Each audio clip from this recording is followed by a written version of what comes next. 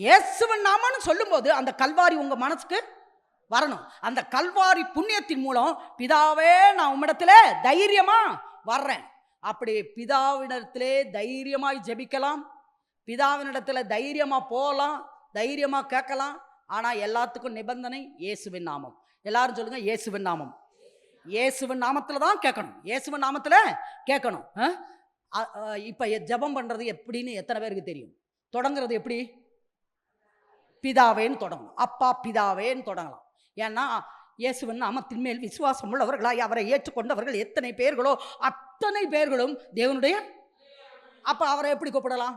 அப்பா, டாடி, பிதாவே, அன்பின் தகப்பனே, இரக்கமுள்ள பிதாவே, எப்படி வேணா கூப்பிடுங்க.